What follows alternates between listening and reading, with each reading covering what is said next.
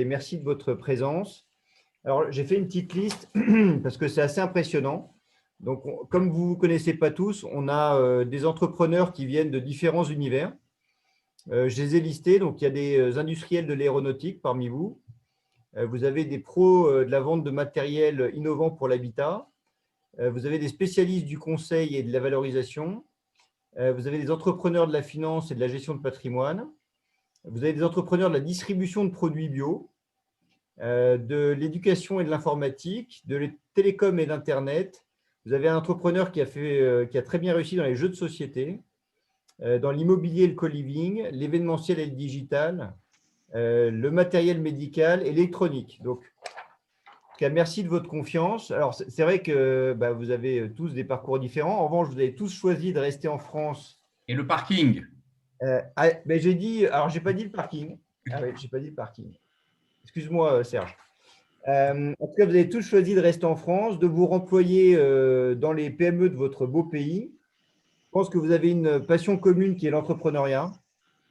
Et puis, vous avez aussi décidé de manière commune de vous investir dans notre écosystème. Et puis, je pense aussi que vous avez été très bien conseillé, à la fois par vos conseils financiers, par vos conseils juridiques, sinon vous ne seriez pas tous là aujourd'hui. Donc, pour moi, c'est un vrai plaisir. Et en plus, on a Grégoire avec nous, donc c'est encore mieux. Alors, rapidement, il y a 4 parties dans notre présentation. Alors, c'est vrai qu'on avait fait un teasing d'enfer quand on a envoyé les invitations en vous parlant d'un fameux invité mystère. Donc, je vous rassure, Sylvain et Brice ne vont pas enlever le… Alors, je ne sais plus si c'est enlever le haut ou enlever le bas, mais en tout cas, dans l'invitation, on avait marqué des invités mystérieux qui vous feront sourire. Donc, ce sont les 2 entrepreneurs de WeSmile. Donc là, vous comprenez pourquoi ils vous feront sourire. Brice, c'est le haut et moi, ce sera le bas, ou Brice le bas et moi le haut. Voilà.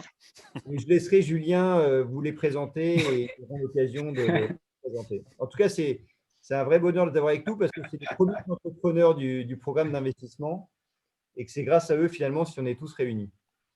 Une deuxième partie, justement, je vous ferai un petit point sur là où on en est sur le programme d'investissement. Et puis après, nous aurons une table ronde où j'aurai l'occasion de vous présenter 2 vétérans du portefeuille en la personne de Philippe Banquet et de Patrick Lascar. Alors, vous allez me dire, c'est quoi le point commun entre ces entrepreneurs, entre Philippe, Patrick et nos deux invités mystères qui ont été dévoilés, Sylvain et Brice? C'est le sourire. C'est le sourire puisque la devise d'Acorus, et je laisserai Philippe présenter Acorus, c'est un sourire partagé.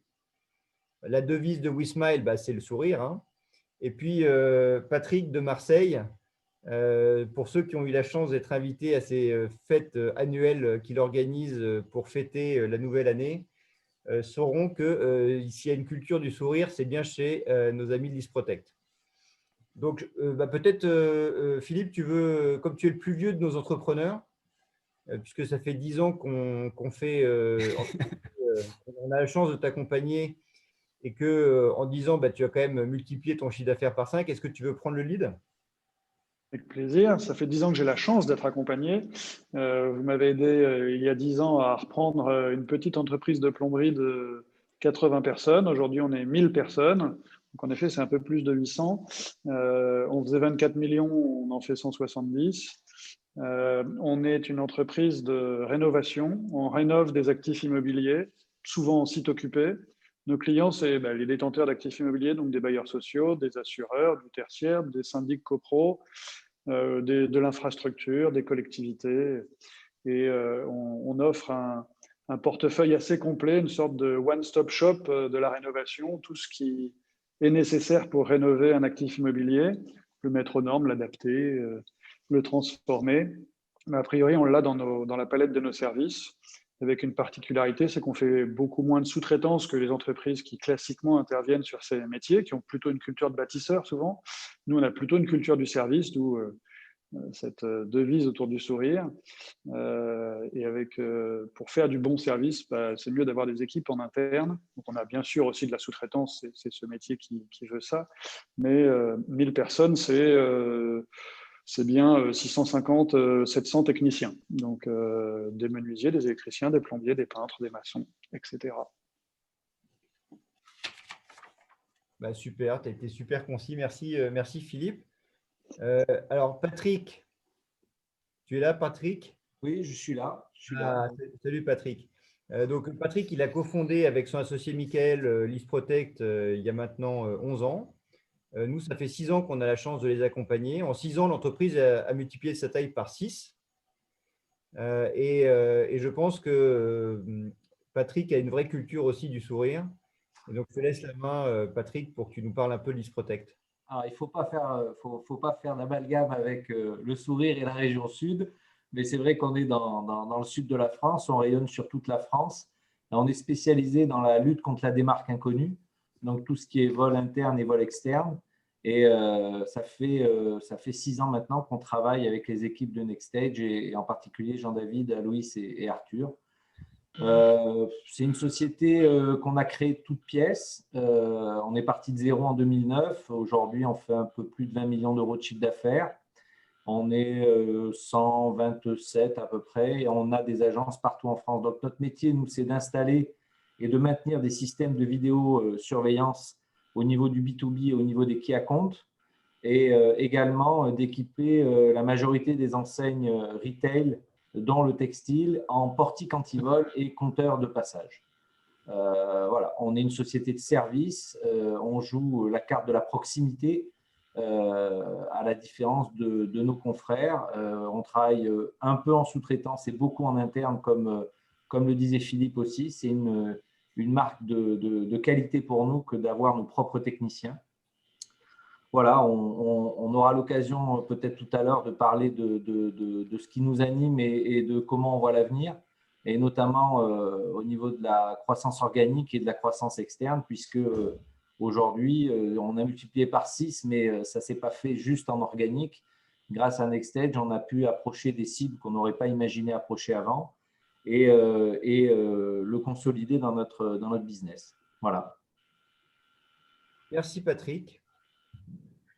Alors justement, un petit point sur là où nous en sommes aujourd'hui sur le programme d'investissement. D'abord, je tiens à féliciter l'ensemble de nos équipes parce que c'est vrai que les 10 mois ou les 11 mois qu'on vient de vivre ont été assez denses et assez, entre guillemets, il y a eu beaucoup de surprises à la clé.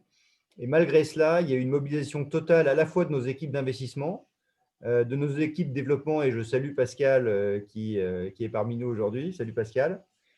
Et puis aussi nos équipes finance, back-office, juridique, qui nous ont permis de mettre au point notre programme d'investissement qui permet aujourd'hui de faire nos investissements à la fois via le fonds de remploi qui s'appelle NextStage Capital Entrepreneur, où vous avez pu, messieurs, dans le cadre du 150 OBTR, remployer intelligemment votre argent, mais aussi pour nos institutionnels qui ont pu finalement avoir accès à notre troisième fonds institutionnel qui s'appelle Champion 3. Et donc, je rappelle un peu la taille et les caractéristiques de ce programme. C'est un programme d'une taille de 120 millions d'euros. Il y aura une quinzaine de sociétés qui seront sélectionnées, dont la première vous est présentée aujourd'hui. Les tickets d'investissement sont des tickets de 4 à 10 millions d'euros. Je rappelle un peu les caractéristiques aussi de nos sociétés. C'est des sociétés qui font entre 5 et 50 millions d'euros de chiffre d'affaires au moment où nous investissons, qui sont rentables, qui ont un cash flow récurrent, qui sont essentiellement françaises mais aussi européennes, et qui disruptent leur secteur, notamment dans la santé intelligente, le digital, les plateformes digitales, et je pense que WeSmile en est un excellent exemple, et puis l'innovation environnementale, dans lequel également il y a beaucoup de choses à faire et on aura des dossiers à vous proposer dans ce domaine. Ah, voilà. Alors, l'équipe, elle s'est renforcée, hein. On a annoncé aujourd'hui que Léa venait de nous rejoindre également. On a aussi eu la chance de profiter de l'été pour associer Aloïs de Fontaine, Julien Potier et Mickaël Strauss-Kahn. Donc, aujourd'hui, vous avez vraiment 2 équipes d'investissement non coté chez NextStage AM. Vous avez l'équipe Champion 3, située à gauche, qui est l'idée par Nicolas de Saint-Étienne avec Aloïs et Julien. Et puis, vous avez l'équipe un peu plus long terme, Nextage SCA qui permet de déployer des plus gros tickets sur de la plus grosse durée avec Grégoire, moi-même et Mickaël. Et puis, nous sommes fortement épaulés parce que nous avons à la fois une équipe de senior partners qui permet d'accompagner aussi nos participations à l'étranger, comme Craig Vachon, qui est basé en Californie. Donc, quand vous avez un entrepreneur qui veut se développer aux États-Unis, c'est bien d'avoir un appui local. Et puis Pascal, qui a un très, très bon background en l'ensemble de l'Europe et en Afrique, nous ouvre pas mal de portes. Et puis Jean-Marc aussi, de par son passé, et de très bons conseils et un super accompagnateur. Et puis, nous avons un pool commun que nous mettons à disposition de nos entrepreneurs. Donc là, Patrick et Philippe, vous en parlerez bien mieux que moi, mais c'est utile aussi d'être accompagné, notamment quand il y a des acquisitions ou quand il y a une réflexion sur les modèles économiques à modifier. Donc, l'équipe, on continuera à la renforcer.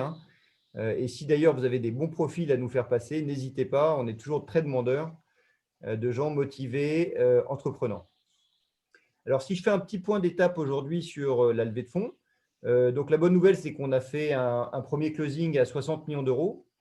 Alors, sur Champion 3, on a eu la confirmation et des marques vraiment de soutien, de très, très beaux investisseurs institutionnels, puisque nous avons des gens comme BPI, Amundi, AXA, Ardian, le Crédit Agricole d'Île-de-France, la Caisse d'épargne Côte d'Azur, AG2R Mondial qui ont investi significativement dans le véhicule.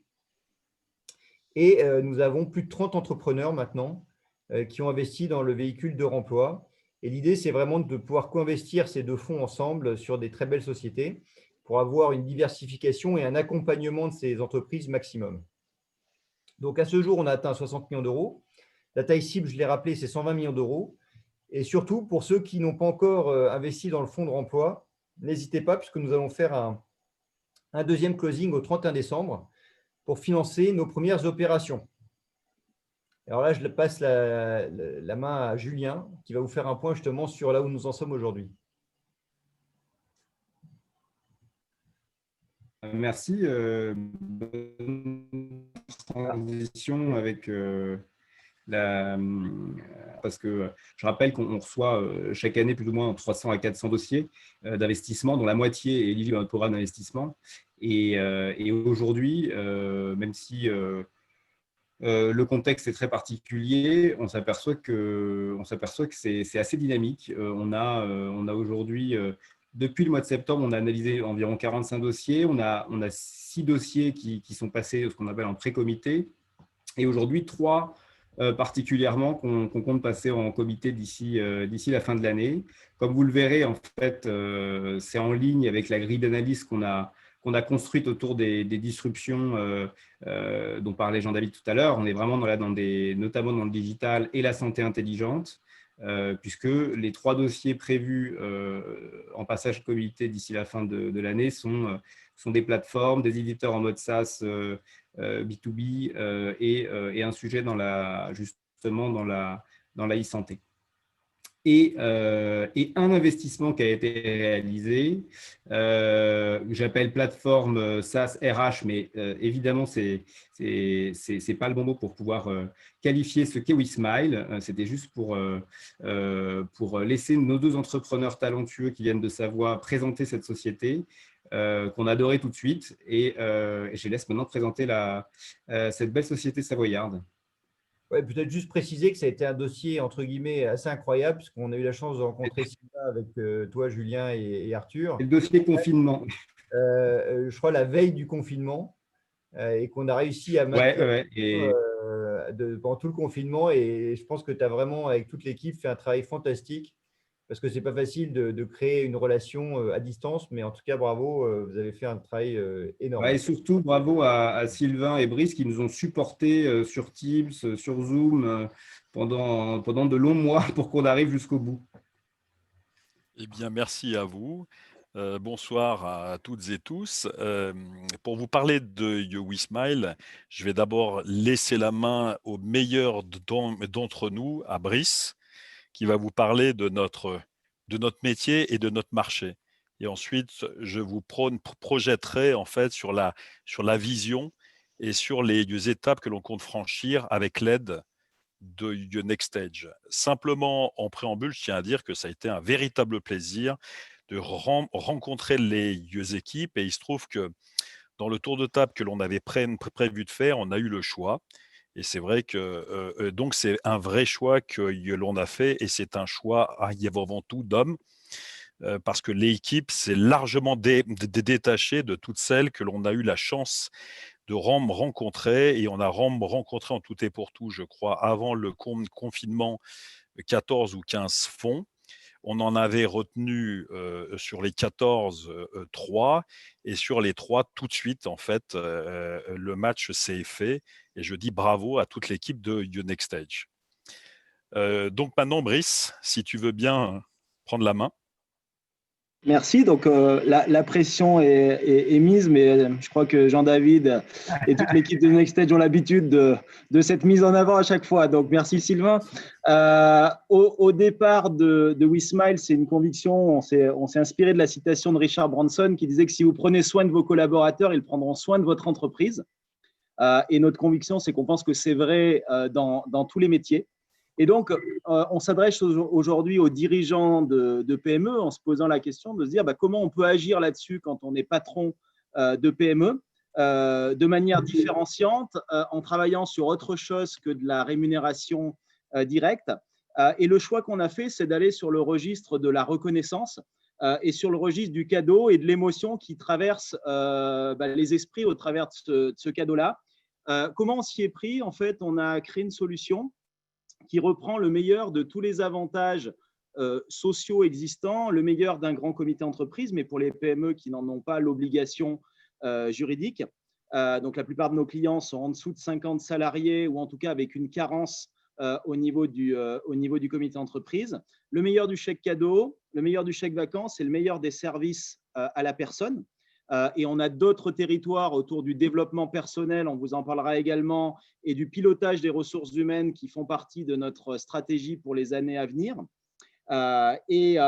Aujourd'hui, on est un peu plus de 120 collaborateurs, et toute la croissance qu'on a faite jusqu'à présent, c'est une croissance 100% organique. On n'a jamais pour l'instant racheté de société.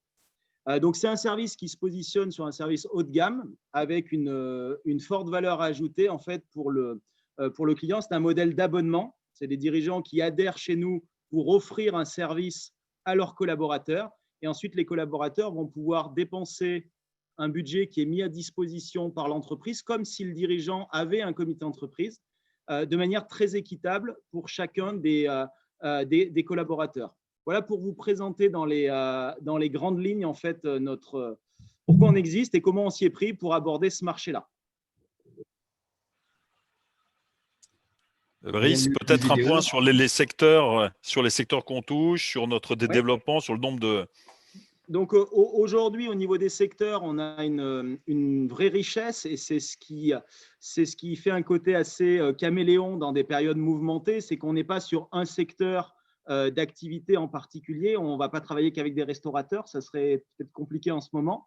On va travailler à partir du moment où l'entreprise compte 5 salariés minimum, elle rentre dans notre cible, parce que on a un modèle économique avec un prix par mois par collaborateur. Et donc, on a la chance de travailler avec des entreprises dans tous les secteurs d'activité confondus, avec une équipe commerciale terrain qui rencontre aujourd'hui plus de 700 patrons différents en fait, tous les mois en rendez-vous physique. Depuis une petite année, on a complété cette équipe terrain avec des premières personnes qui vendent au téléphone sur des TPE et sur des endroits où on serait moins présent en fait, physiquement, sur des zones un peu plus rurales en France, ou au contraire, cœur de région parisienne où le déplacement physique est un peu plus laborieux, on va dire. On le travaille aussi au téléphone et les premiers résultats sont encourageants. Aujourd'hui, sur nos 120 collaborateurs, on a environ 45 personnes qui sont sur le terrain et une dizaine de personnes qui sont en support commercial.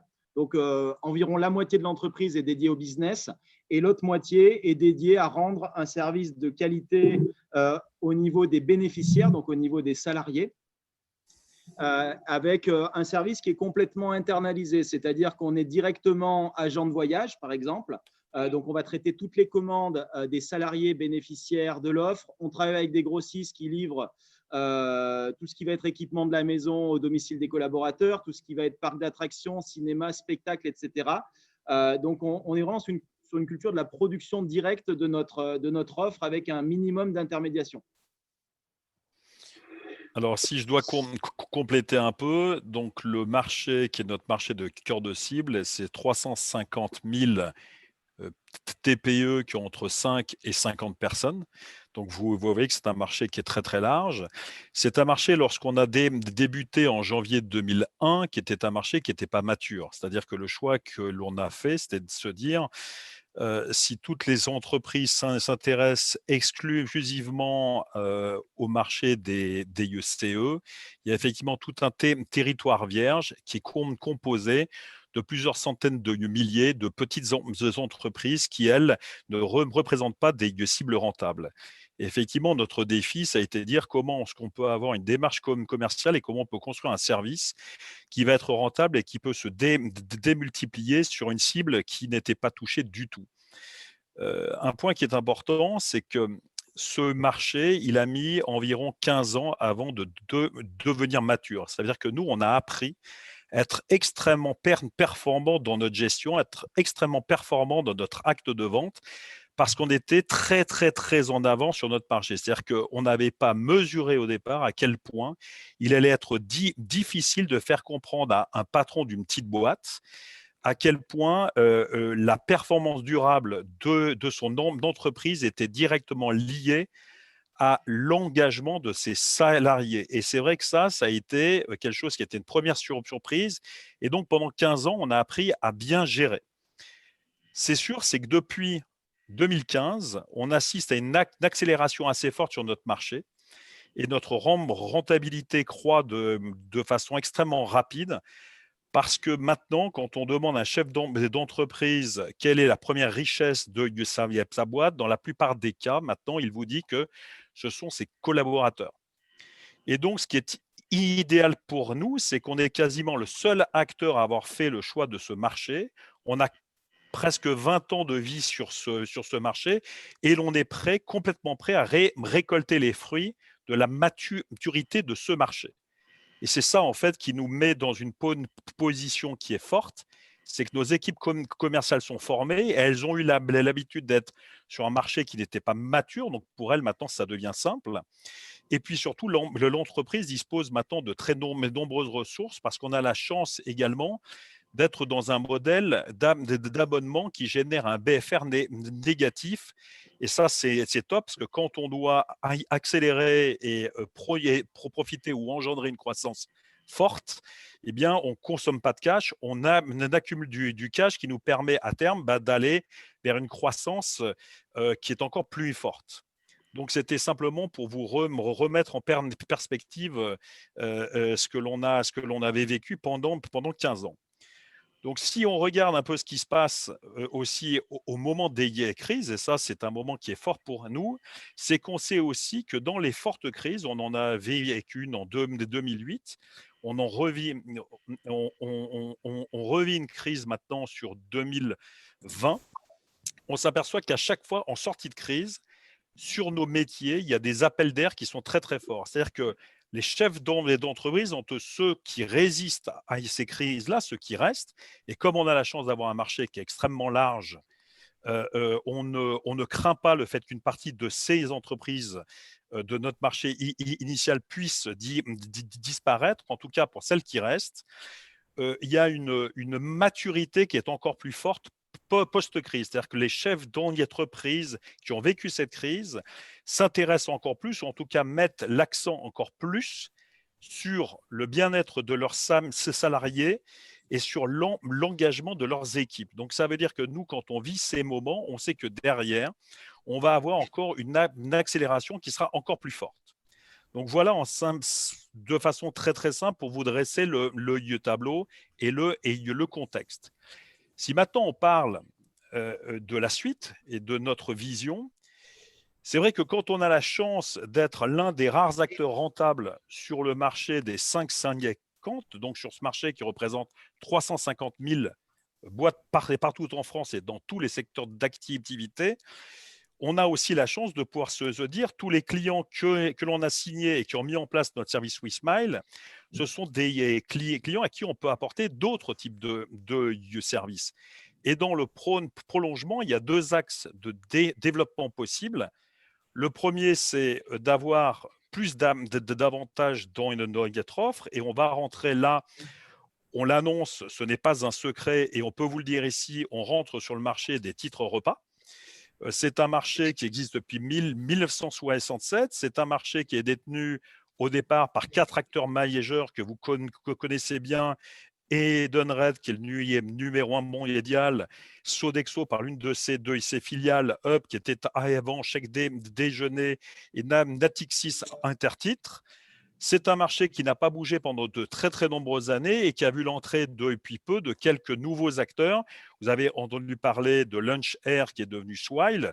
D'ailleurs, Swile, WeSmile, donc ils se sont inspirés de notre nom. Ça fait partie des choses dont on pourrait parler. Et des gens comme We Do Gift, qui est rentré, lui, sur le marché des chèques cadeaux. Ce qui est intéressant pour nous, c'est qu'on a la capacité sur ce marché d'avoir une réponse qui est forte, parce que la plupart de nos entreprises clientes ne sont pas équipées de titres repas. C'est un marché qui est bataillé pour les grands comptes, effectivement, et Edenred remplace Sodexo, Sodexo remplace Up, et tout ça, donc effectivement. Ce que je propose, Sylvain, ce que je propose, c'est qu'il y a une table ronde après où on pourra parler justement des opportunités à saisir pendant la crise. Et là, je pense que tu dévoiles déjà une partie de la table ronde, hein. Donc, je veux quand même que tu aies des choses à raconter pendant la table ronde. Mais c'est peut-être qu'on puisse aussi, alors je ne vais pas te couper, hein, mais c'est peut-être Non, mais vas-y. qu'on puisse passer la petite vidéo pour essayer de respecter le timing, hein, pour que tout le monde, entre guillemets, ne se fasse pas, entre guillemets, ne soit pas hors jeu. On puisse passer la petite vidéo. Je vais passer la main à toi, Jonathan. Hop, donc là, j'arrête la projection. Jonathan, si tu peux nous passer la vidéo, parce que là, c'est la partie technique où je ne suis vraiment pas compétent. Et puis après, on pourra revenir dessus pendant la table ronde, si tu veux.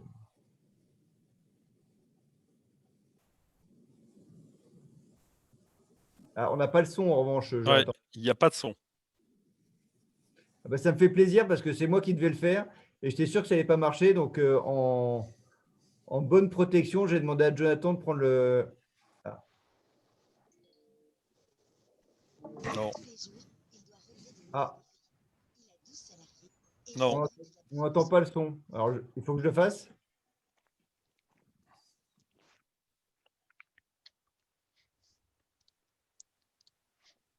Les aléas du direct, Jean David, excuse-moi. Vous n'entendez pas le son? Non, on n'entend pas le son. Bah, sinon, on la passera à la fin. À ce moment-là, on peut enchaîner. Si tu n'y arrives pas, on enchaîne directement sur la table ronde. Et puis, on la passera à la fin de la table ronde, si tu veux. On enverra le lien à tout le monde pour que vous puissiez le voir. Mais ce qui est super, et c'est ça aussi, et peut-être, Julien, tu peux dire un mot sur la thèse d'investissement, mais ce qui est génial avec WeSmile, c'est qu'ils donnent du sourire à leurs clients. Nous, l'argument qui est fort, hein, c'est que c'est une société qui fait du bien aujourd'hui à plus de 100 000 salariés, 100 000 collaborateurs partout sur les territoires, dans les PME. Et je pense que dans ces moments-là, ça fait du bien d'avoir des entreprises qui font du bien à des collaborateurs. Donc, c'est pour ça qu'on suit et on est motivé. Et il y a plein de belles choses. Et peut-être qu'on va effectivement profiter de la table ronde pour avancer sur la capacité qu'ont eu tous nos entrepreneurs autour de la table en termes de résistance, mais aussi d'opportunités à saisir dans ces contextes, de comprendre mieux un peu leur témoignage dans le domaine. Alors, c'est ça. Donc, on va commencer. Hop. Voilà. Donc, en fait, j'ai quelques questions. J'ai commencé par le vétéran, par Philippe. Quel est le plus grand défi auquel vous avez été confronté au plus fort de la crise chez Acorus? Je suis obligé d'en citer deux. Le premier, il est vraiment dans la ligne de ce qu'on vient de se dire. Il est de conserver le sourire des collaborateurs. C'est assez facile pour une équipe proche, mais quand l'activité passe de 100% à 15% en une semaine et que ça dure un peu plus d'un mois, puisqu'on pendant pratiquement tout le confinement, on a fait que des dépannages urgents. Donc, on avait oui, à peu près 15% de l'effectif et on a eu à peu près 15% de l'activité sur ces mois d'avril et la moitié de mai. C'est de conserver l'équipe. On est dans un moment d'incertitude permanent. On vient baisser les effectifs, on vient s'ajuster, on vient rester proche des clients qui annulent des commandes, qui annulent des marchés, qui décalent.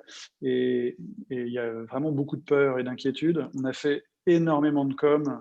Et on a inventé des trucs. J'ai fait des films toutes les semaines. On a fait des chats géants sur YouTube. On a fait des comités de direction en Zoom, des comptes rendus de comités de direction en vidéo pour expliquer où on en était à chaque fois que ça changeait.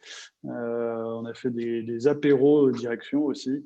Voilà. Ça, c'était le premier gros défi. Le deuxième, j'y reviendrai un peu après, mais c'est que le 12 mars, on avait le dernier accord bancaire pour faire un ensemble de 3 acquisitions plus des opérations sur le capital.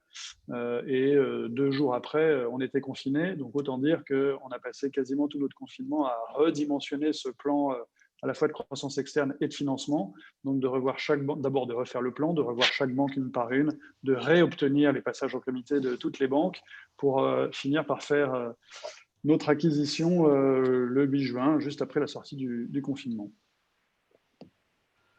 Et c'est vrai que ce qui est remarquable, c'est qu'en fait, tu as réussi à récupérer aussi le retard de ce premier trimestre, malgré tout ça, quoi. On a été extrêmement surpris de la réactivité à la reprise, c'est-à-dire que les gens sont venus au boulot hyper vite avec énormément d'envie d'aller chercher chaque euro qui était bloqué, chaque commande qui était arrêtée depuis 1 mois et demi. Et ça, on est convaincu après coup, mais on le savait. Hein, la thèse de WeSmile, c'est celle qu'on applique dans l'entreprise depuis un moment. Donc, on savait que si les gens se sentaient accompagnés, si on arrivait à toucher même le technicien qui reste chez lui pendant 1 mois, il a été touché quand même parce qu'il a participé à un moment donné à un chat sur YouTube, il aurait envie de redémarrer, il se sentirait bien au moment où ça repart. Et c'est ce qui s'est passé. Et donc, on a eu des gens qui se sont arrachés pour aller chercher tout ce qui pouvait rattraper ce retard de facturation et d'activité, en fait. Donc, en effet, sur les 3 mois, juillet, août, septembre, on a fait 20% de plus que l'année dernière. Merci Philippe. Et toi, Patrick, le plus grand défi pendant cette période? Je rejoins Philippe. Nous, notre plus grand défi aujourd'hui, ça a été de garder les équipes mobilisées. On a perdu 95% du chiffre d'affaires sur avril et mai. Donc des installations qui ont été décalées, des ventes qui ne se font plus. Et il fallait garder quand même les éléments clés de l'entreprise mobilisés pour la reprise. Donc, ça, c'était le plus gros défi. Un autre défi qui a été aussi qui est ressorti très rapidement, c'est de s'adapter aux besoins du marché.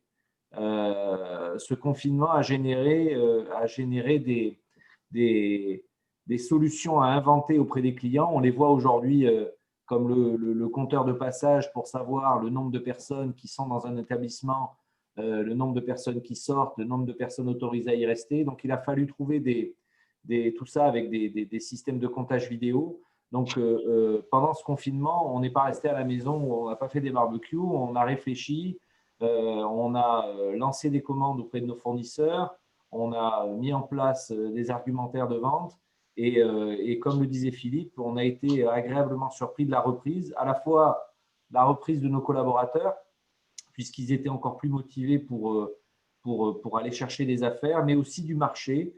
Le marché a surconsommé. Et nous, on a perdu entre le premier et le deuxième confinement, là, puisqu'on est quand même touché par ce deuxième confinement. On doit être sur les nouveaux clients. On n'a jamais fait autant de nouveaux clients depuis la création de l'entreprise cette année en comptant le confinement. Donc, c'est vraiment quelque chose d'assez extraordinaire. Donc, ça, c'était pour nous le plus gros défi, s'adapter aux besoins du marché et garder mobiliser les équipes. Super. Et pour vous, Sylvain et Brice, à part faire le deal avec Julien? Sylvain, t'es coupé. Vas-y, Brice. Je disais que ça, c'était un immense défi. Non, ce sont exactement les mêmes défis, à une petite nuance près. c'est que nous, effectivement, 50% de nos effectifs, ce sont des gens qui sont attachés à la partie commerce. Donc, ce sont des gens qui sont sur le terrain, ce sont des gens qui bougent beaucoup, ce ne sont pas des gens qui sont au siège, c'est sûr. Et quand vous avez toute une entreprise qui s'articule et qui s'organise autour de la vie commerciale, à partir du moment où le 17 mars, oui, c'est ça, je crois, vous coupez en fait les robinets, que l'ensemble de votre force commerciale reste à la maison, ça fait un immense vide. Et en face de ça, vous devez maintenir le service que vous avez vendu. Donc, vous avez l'autre partie de l'entreprise, les 50% autres, qui sont là pour rendre le service WeSmile aux salariés des sociétés qui l'ont mis en place. Et vous avez des gens qui ont été extrêmement sollicités pendant cette période parce que les collaborateurs de toutes ces petites entreprises qui se sont retrouvés dans la même situation que nous et qui restaient chez eux n'avaient plus qu'un seul point de contact, c'était nous. Donc, c'est-à-dire que nos équipes qui étaient au téléphone et les équipes qui répondaient sur la plateforme ont été extrêmement sollicités et ont absorbé toutes les peurs, en fait. Et donc, il a fallu maintenir d'un côté cet écart de niveau entre une force commerciale qui, elle, n'avait pas grand-chose à faire, et ces équipes support client et ces équipes qui rendaient le service, qui, elles, étaient extrêmement sollicitées. Ouais, donc, c'était un peu, effectivement, à double tranchant, comme on dit. Oui, sachant qu'après, effectivement, le deuxième défi, ça a été de préparer le retour de la force commerciale. À partir du moment où on a été capable de se projeter en se disant, ça y est, on sort de ce tunnel. Et l'idée que Brice a eue, ça a été de les mettre en formation dès le début du mois d'avril pour les rendre très, très actifs. Et on a vécu exactement la même chose que les deux autres structures, c'est-à-dire une accélération en sortie de confinement extrêmement forte parce qu'on avait prévu de redémarrer à 30% effectivement d'activité, et dès le redémarrage, on a explosé nos chiffres.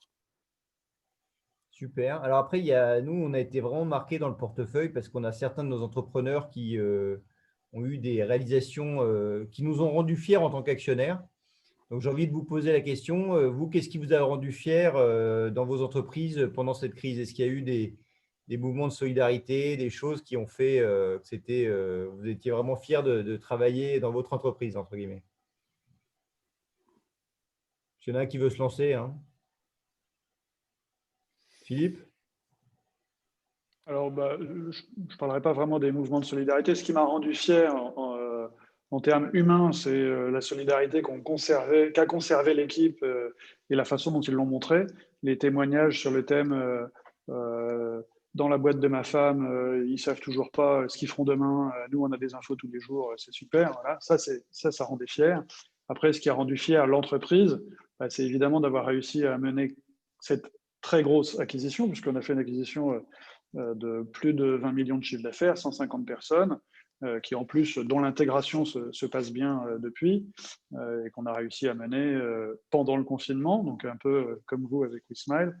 J'ai un deuxième truc qui nous a rendu fiers, c'est qu'il y a toute une partie de l'entreprise qui s'est dit on va vivre dans une période d'incertitude derrière, donc comment on peut anticiper. Et on a profité de cette période pour développer un outil de BI, de reporting, de prévision hyper performant qui a été adopté par toute l'entreprise. On a mis ça en place en quelques semaines pendant le confinement et il a été adopté par tout le monde derrière. On a mis en place un outil de prévision de trésorerie, un outil dédié au recouvrement, et tout ça pendant des semaines où en fait personne ne savait trop quoi faire. On s'est lancé là-dedans et on a mis, à la sortie du confinement, on avait tout un tas d'outils nouveaux et numériques et connectés à nos plateformes numériques qu'on avait déjà. Et ça m'a rendu assez fier. Ouais. Et toi, Patrick? Il faut que tu enlèves le unmute. Non, ce qui nous a rendu le plus fiers, bien évidemment, c'est l'attitude des collaborateurs dans cette période de crise. Mais comme on est deux à gérer l'entreprise, il y a un effet miroir et je n'ai pas vu de panique chez mon collaborateur, chez mon associé, et il n'a pas vu de panique, je pense, dans mon regard. Donc, oui, ce qui nous rend le plus fiers, c'est l'attitude des collaborateurs. Après, d'un point de vue de l'entreprise, on a réussi à mener entre février l'amorce d'une croissance de 2 croissances externes et aujourd'hui, donc on a fait 2 closings. On va faire le deuxième fin décembre, 2 closings pour 25% de plus de chiffre d'affaires dans le groupe et à peu près 40% d'EBITDA en plus dans le chiffre. Donc, malgré cette période d'incertitude, il y avait des opportunités à saisir ou à créer. Et je pense qu'on a mis la tête dans le guidon, on ne s'est pas posé de questions et puis on a fait comme s'il n'y avait pas de crise Covid. Voilà, et puis on a entraîné les équipes. Je pense que ce qui est important dans ce contexte, je le vois parce qu'on a des confrères qui sont complètement shootés, même qui nous appellent pour dire comment vous prenez les affaires, comment vous faites votre business. Nous, on ne s'est pas posé de questions. Voilà, on a tracté les moins motivés et puis on a été épaulé par les plus motivés dans l'entreprise. Patrick, droit au but. Ouais, il est là, regarde. Peut-être pour compléter, personnellement, moi, c'est quelques mois avant cet épisode-là. En fait, on a ouvert, en fait, avant l'entrée de NextEdge, le capital de WeSmile à hauteur de 7% à nos collaborateurs. Donc, 8 presque, ouais. Avec une souscription donc, qui n'était pas des BSPCE, qui était une souscription payante. Et plus de 85% des collaborateurs ont rejoint en fait, le mouvement. Et quelques mois plus tard, moins d'un an, ils voient que… Donc, ça nous a permis aussi d'être en totale transparence avec eux, de leur dire ce qu'on allait faire. Et puis, ils se sont rendus compte qu'aujourd'hui, on fait ce qu'on dit. Et qu'il y a une vraie confiance qui est là. Et voilà, moi, cet épisode-là m'a marqué. Et aujourd'hui, on a des équipes qui sont à fond dans le projet. Et lorsqu'on revoit, et ça, c'est un deuxième point, notre approche commerciale dans des périodes comme celle-ci et qu'on la revisite complètement avec au passage une formation sur l'intelligence émotionnelle qu'on a menée pendant le confinement, eh bien, on voit qu'on a des équipes qui prennent à bras-le-corps justement ces changements et qui ne sont pas un frein justement à la mise en œuvre. Super. Une autre chose qui nous a rendus assez fiers, c'est que dans cette période qui a été extrêmement tendue pour tout le monde, on est allé au bout d'un projet qui nous tenait à cœur et qui était porté par les salariés de la boîte. On a créé notre fonds de doyétation qui est dédié à l'amélioration de la qualité de vie des gens qui vivent en France, en fait. Et on est allé donc au bout de cette démarche. On a créé notre fonds d'action WeSmile. Et on va associer à partir de maintenant toutes les entreprises qui sont nos propres clients à les soutenir, certaines assos qui soutiennent eux sur leur propre région. Et je trouve que j'étais plutôt fier de savoir que malgré la crise et malgré ce sentiment ou peut-être l'envie qu'on a de se recentrer sur soi-même, c'est plutôt un effet qui a été haute, c'est-à-dire que nous, ça se passait bien et donc on s'est tourné vers les autres et c'est aussi une des grandes forces. La dernière chose, c'est qu'effectivement, je rejoins ce qui a été dit aussi par Patrick, je y crois. Vous savez que vous avez des associés, des cadres et des salariés qui sont attachés à la boîte quand c'est dur. Et quand c'est dur, il y a deux attitudes. Il y a ceux qui recherchent à fuir en fait ce qui est dur, qui se cachent ou bien qui partent. Et puis il y a ceux qui se resserrent, qui se recentrent. Et nous, ce qu'on a senti, c'était une grande force. Et donc, on a été extrêmement serein pendant toute cette période, ce qui nous a permis de pouvoir conclure ce deal avec NextEdge parce qu'à aucun moment, on a douté de notre capacité et je pense que ça s'est senti. Merci, messieurs. Alors, il y a une petite question un peu auto-centrée sur NextEdge. Alors, c'est peut-être plus pour Philippe et Patrick, hein, mais ça sera sympa que vous parliez un peu du deal et que vous donniez un peu des éléments croustillants, Sylvain et Brice. Mais est-ce que vous avez eu le sentiment d'être accompagné pendant cette période? Est-ce que finalement, il y a eu des opportunités à saisir? On en a déjà un peu parlé, mais je pense que c'est intéressant parce que nous, on est assez marqué quand même de notre côté parce qu'on a on a la moitié de nos entreprises, en fait, en train de faire des acquisitions et je pense qu'il y a vraiment un mouvement de consolidation qui est accéléré en fait avec cette crise du Covid. Pour ma part, c'est le 16 mars qu'a été annoncé le confinement Je crois que le 23 mars, on a déposé, suite au conseil d'Aloïs, le PGE, la demande de PGE, et on a dû l'avoir début avril.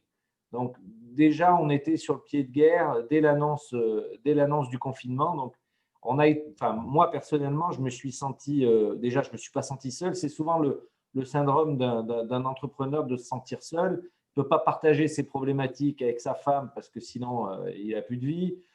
S'il a des associés, bah, il ne veut pas non plus, comme on dit à Marseille, les cancrer.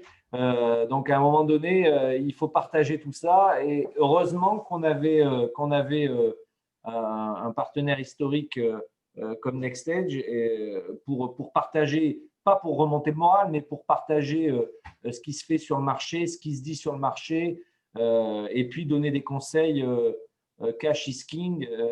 Donc voilà, on a travaillé sur ce point-là immédiatement. J'ai été, moi, tout au long du confinement, si je n'ai pas eu, je sais pas, 50 fois Aloïs au téléphone, voilà quoi. Mais ce n'était pas forcé, c'était naturel comme discussion. Et puis, ça dépassait le cadre, c'est ce qui nous a fait choisir NextEdge aussi, hein. Ça dépassait le cadre du business ou du financement.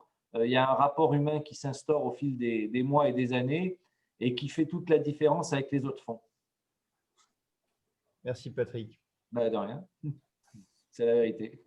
Je dirais à Loïs, je ne sais pas s'il est avec nous, mais en tout cas, merci à Loïs. Tu fais un travail fantastique sur X-Protect. Philippe, toi, tu fais tout seul. Hein, donc, Non, c'est pas vrai. Non, je dirais à peu près comme lui. Sauf que c'était pas Loïs, c'était Marie-Léa, mais qui nous appelait régulièrement. Et en fait, dans cette période où tout le monde doute, tout le monde se demande qu'est-ce qui se passe après, les calls qu'on a eu, que ce soit avec Michael, avec Marie-Léa ou même avec toi, c'est un peu des points fixes qui disent bon, restons sereins, finalement, on peut raconter ce qui se passe, les doutes qu'on a, bah, tant pis, appuyons-nous sur ce qu'on sait. Et c'est ce qui nous a permis, alors déjà, l'aide de NextEdge, c'est que l'acquisition qu'on a faite, c'est le réseau NextEdge qui nous l'a apporté, c'est pas nous, elle vient bien de vous. Et puis, autant dire que quand on est prêt à faire une grosse acquisition et que démarre une période de confinement, un truc qui n'est jamais arrivé avant, des questions, on s'en pose beaucoup. Les premières, c'est comment on fait pour sortir de tout engagement qu'on aurait pu prendre avant le 12. Donc, il y a eu toute cette phase où on a été accompagné, où on a pu partager nos doutes. Est-ce qu'on essaye de casser? Est-ce qu'on reste? Est-ce qu'on avance? Puis la phase où on a décidé ensemble, on fonce. Il n'y a pas de raison. On est finalement, ça va redémarrer. On sent que ça redémarre. On a des infos comme quoi sur la cible, c'est pareil. Et ça, on l'a partagé ensemble. Et c'est vrai que ce n'est pas une décision très facile. Et je crois que c'était un soutien très important à ce moment-là. Ouais. Alors, des petits détails croustillants, Julien, Sylvain, sur le deal, hein, des choses qui marquent un peu. Vous avez des moments forts là, à nous raconter? Je laisse le soin donc à Julien. Croustillant, non, mais en tout cas, on a essayé, pareil, le contexte était assez compliqué, il fallait closer l'opération, mais nous, tel qu'on fonctionne, c'est que, et je pense que c'est ce qu'on a montré aussi à Sylvain et Brice, c'est qu'on a voulu tout de suite s'impliquer en fonction évidemment de leurs demandes, de leurs besoins, dans les sujets de développement. Donc, je pense qu'on n'a pas attendu le closing de l'opération, qui d'ailleurs, pour information, ne sera annoncé dans la presse que la semaine prochaine. Donc, pour l'instant, l'opération est confidentielle.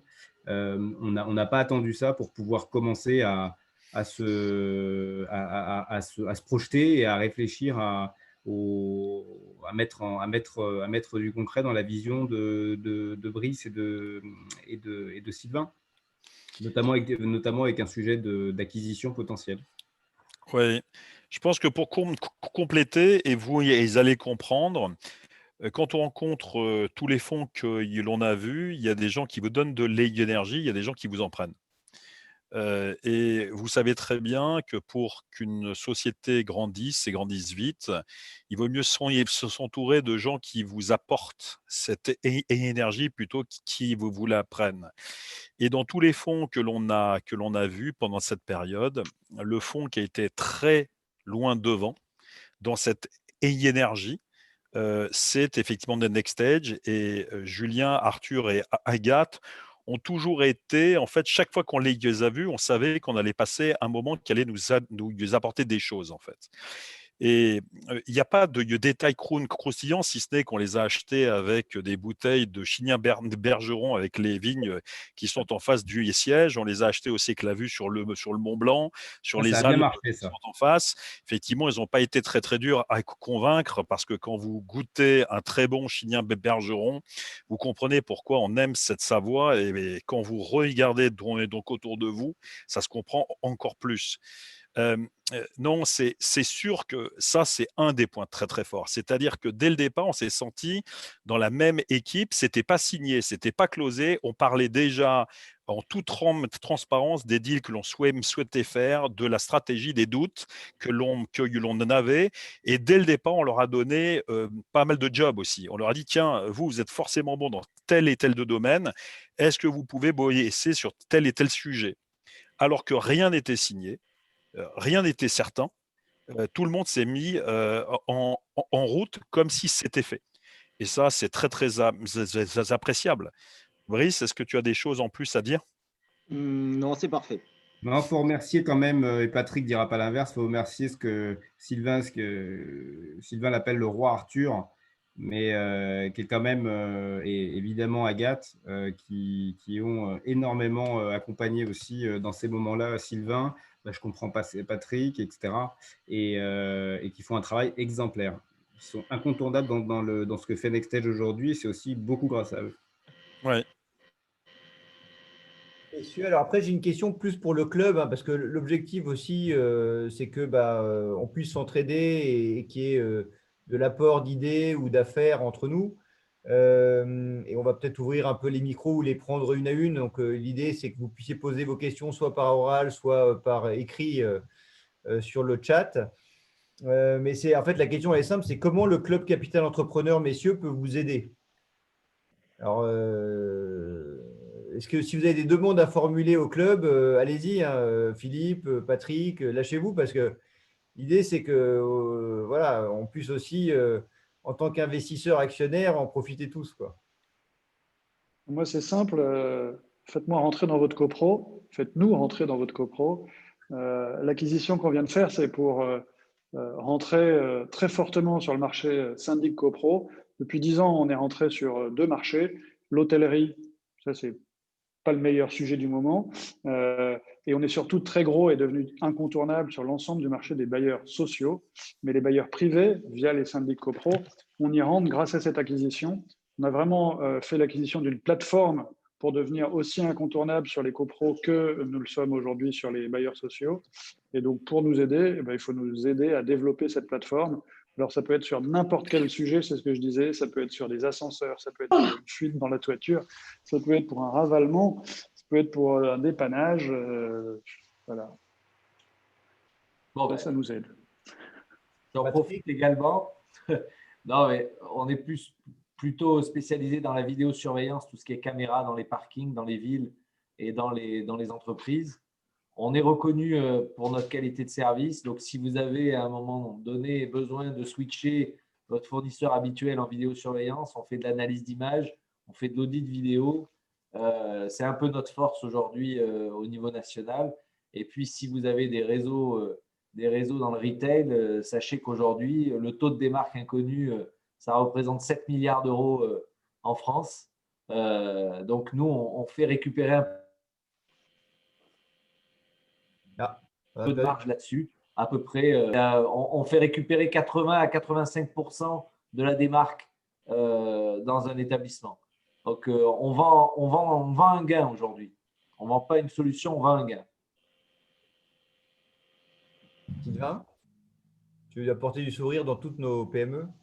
Oui, non, en fait, bien sûr, tout ce qui est contact business, on prend, même si, donc, effectivement, c'est pas, bien sûr, c'est à t'apprendre, mais d'une façon un peu plus stratégique dans le développement de nos services. On a la volonté d'aller dans le pilotage des ressources humaines et on recherche effectivement des partenariats ou des acquisitions avec tous les systèmes qui sont en lien avec les SIRH. recrutement, intégration, gestion. Et donc, effectivement, si vous avez des points de contact, si vous avez des sociétés qui sont à des tailles qui sont comparables à la nôtre et qui ont envie de se déployer sur notre cible, nous, on est très, très ouverts à cela. Super. Brice, tu as peut-être, toi, d'autres demandes? Non, je rejoins ce que tu disais au départ. Après, bien évidemment, c'est avec plaisir qu'on vous rendra notre service dans vos sociétés respectives. Voilà, non, je n'ai pas d'autres points qui me viennent Est-ce que les immédiatement. membres du club veulent poser des questions? Allez-y, c'est le moment. Là. Vous nous avez tous là. Profitez-en. Alors, normalement, c'est plus facile quand on est en physique, quand même. Les questions viennent plus facilement, mais il faut bien qu'il y en ait un qui se lance. Alors, on compte sur vous.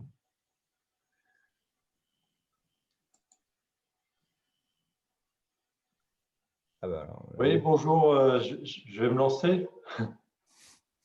Alors, si vous pouvez juste donner votre... Parce qu'en fait, on ne voit pas. Ok, alors c'est Emmanuel Nara, Haussmann Patrimoine. Je m'excuse par avance s'il y a des bruits inadaptés, mais j'ai des enfants en bas âge qui sont pas loin. J'ai regardé l'offre donc de WeSmile et j'ai vu que c'était déductible dans la limite de 1 800 € par an, je crois. Je voulais savoir si c'était le même dispositif que pour les chèques CESU.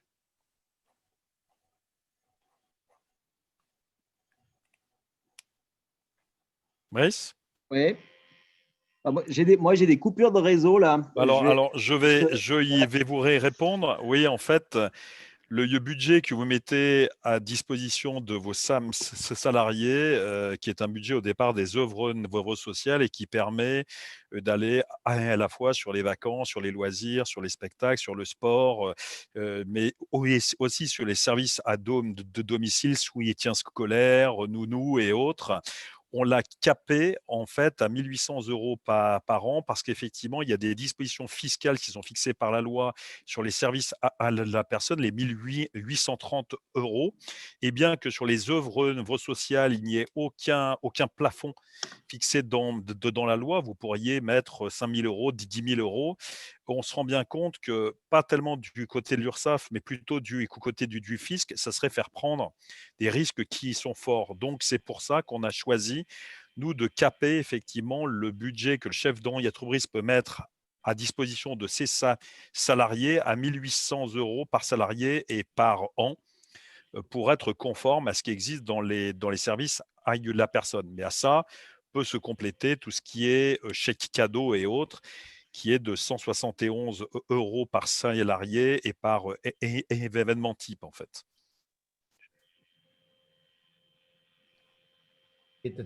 Merci. Très bien, merci beaucoup. Alors, j'ai une question pour Grégoire. Si Grégoire, tu es encore là, peux-tu nous parler du label Relance?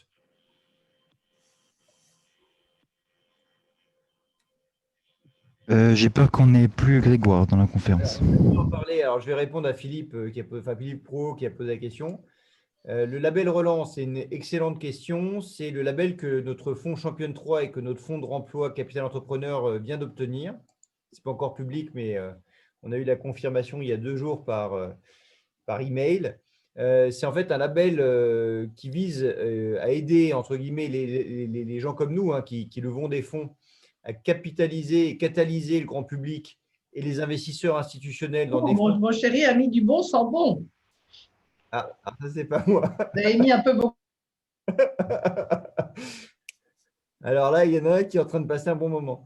Donc, juste pour finir sur c'est l'heure du bain, c'est classique. J'ai été coupé dans le truc. Donc, en fait, oui, c'est un label qui permet à des gens comme nous qui levons des fonds, en contrepartie d'un engagement de reporting ESG renforcé, d'avoir d'abord accès à certains types de garanties sur certains types d'investissements. Donc là, c'est assez sécurisant, entre guillemets, pour nous et puis pour nos porteurs de parts. Et d'autre part aussi, à faire un peu de communication et de marketing sur ce label, sachant qu'il y a quand même des discussions en cours avec le gouvernement pour que ces fonds aient d'autres avantages. Et pour l'instant, on ne peut pas en dire beaucoup plus.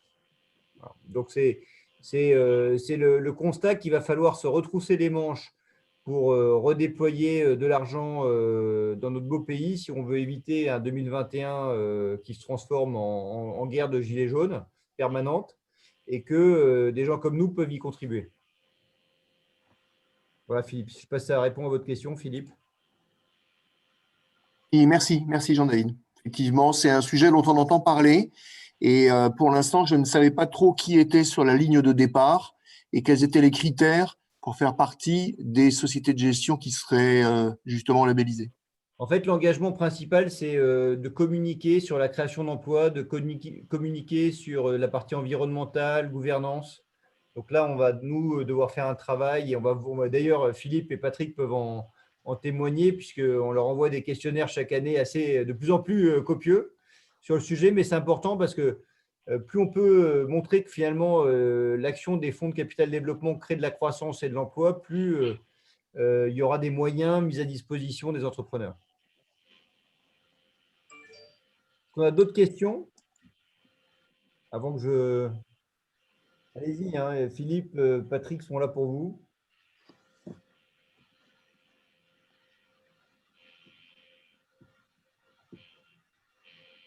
Il y en a qui est en train de se raser. Oh, tu ne vois pas d'autres questions sur le chat, Jonathan? Pas d'autres questions sur le chat. Maintenant, si vous voulez bien, je peux vous montrer la vidéo WeSmile. La petite vidéo WeSmile, c'est parti. Avec le son.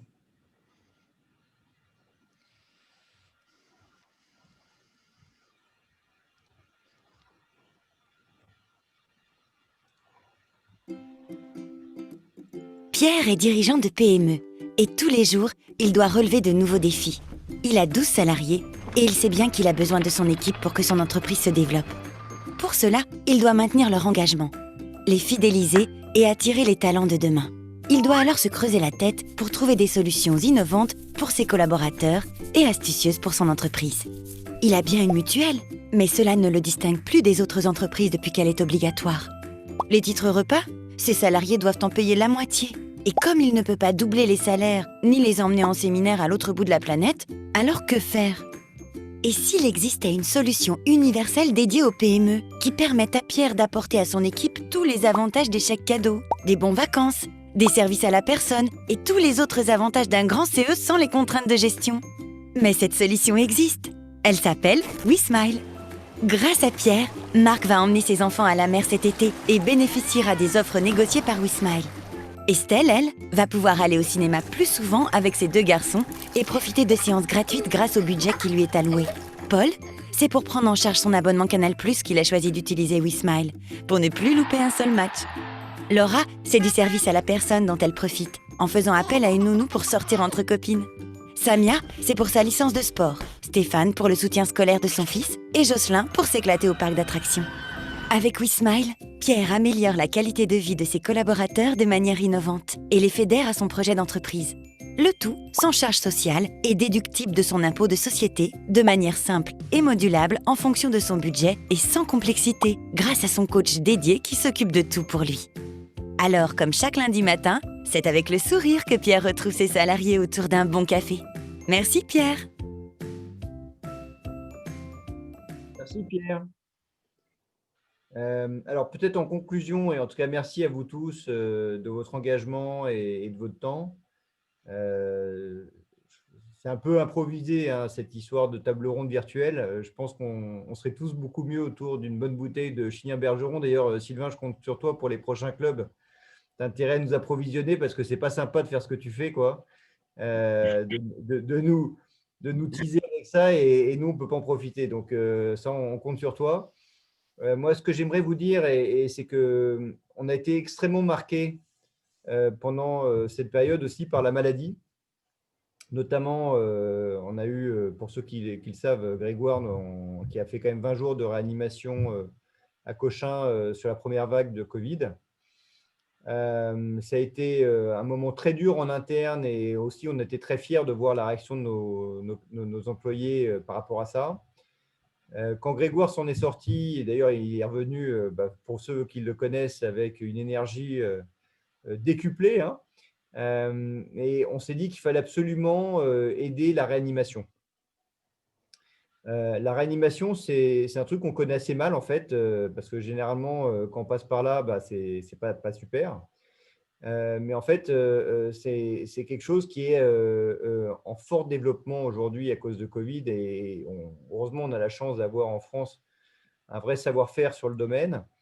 Et en fait, on a fait une rencontre pendant cette phase-là, une rencontre assez forte d'un docteur visionnaire qui s'appelle Jean-Daniel Chiche, qui a compris que, en fait, comme quand on est en réanimation, on ne peut pas parler, l'important, c'est la data.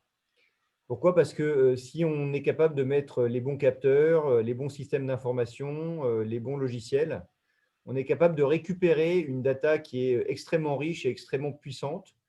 Et que si on branche dessus des bons moteurs d'intelligence artificielle, finalement, on peut aider le patient, alors que celui-ci est totalement inconscient, à s'en sortir. Donc, il a créé une fondation qui s'appelle la Fondation 101, 101. Et en fait, on a décidé d'un commun accord avec Grégoire et toute l'équipe que NextEdge allait s'engager pendant 3 ans à ses côtés pour pouvoir financer cette fondation qui a 3 objectifs. C'est bien évidemment mieux comprendre les patients en réanimation, pour mieux les soigner et pour mieux les accompagner dans leur sortie de réanimation. Donc, après, bon, chacun son livre, hein, on a investi 50 000 € dans la fondation, mais si certains d'entre vous ont des gens qui ont été sauvés, entre guillemets, ou qui ont été touchés par Covid, je vous incite à soutenir cette fondation et on vous enverra le lien par email à tous, parce que c'est vraiment quelqu'un qui fait les choses bien et ce sont des gens qui sont au front en ce moment et qui ont besoin d'être soutenus. Voilà. Donc, en tout cas, merci à vous tous pour votre soutien. On est hyper content d'avoir pu organiser cette table ronde. Et puis, si vous avez des questions, n'hésitez pas et vous aurez tout ça et le lien par email. Voilà. Merci à messieurs les entrepreneurs qui ont donné de leur temps. Sympa. Voilà, et on aura hâte de vous retrouver sur une table ronde physique dès que on pourra. Merci à tous. Merci à tous. Merci. Merci à vous tous. Merci. Merci à tous. Bonne soirée. Bonne soirée.